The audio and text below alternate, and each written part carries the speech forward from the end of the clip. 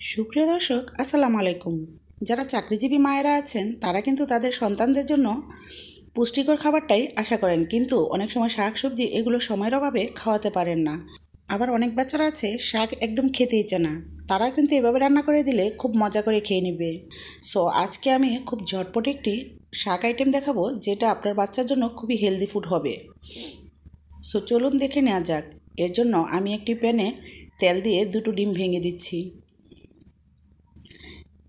ডিমে সামান্য একটু লবণ দিয়ে নেড়েচেড়ে দিচ্ছি। ডিমটাকে একদম ভেঙে ফেলতে হবে।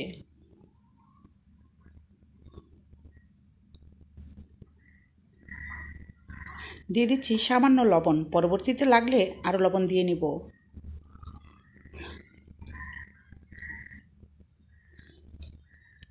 এবার দিয়ে দিচ্ছি কাঁচামরিচ ভেঙে। যাদের বাচ্চারা কাঁচামরিচের ঝালটা খেতে পারে না তারা এটাও স্কিপ করে নিতে পারেন। এবার দিয়ে দিচ্ছি শাক। আমি এখানে মূলা শাক ব্যবহার করেছি, এটাতে কিন্তু যেই কোনো ধরনের শাক ব্যবহার করা যাবে।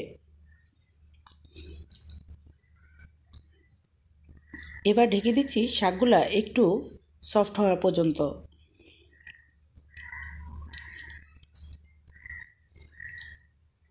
শাকগুলো সফট হয়ে গিয়েছে, এখন নেড়েচেড়ে দিচ্ছি।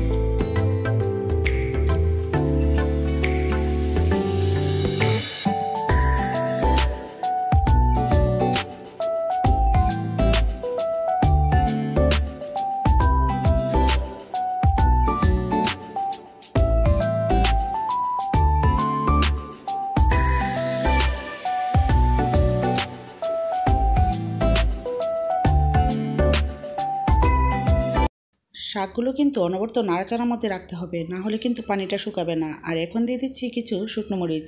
আমার কাছে শাকের মধ্যে শুকনো মরিচটা অনেক ভালো লাগে, বিশেষ করে মূলা শাকের মধ্যে, তাই আমি শুকনো মরিচ দিয়েছি। আপনার ইচ্ছা করলে এটাও কেউ স্কিপ করে নিতে পারেন, কোনো কিছুই লাগবে না।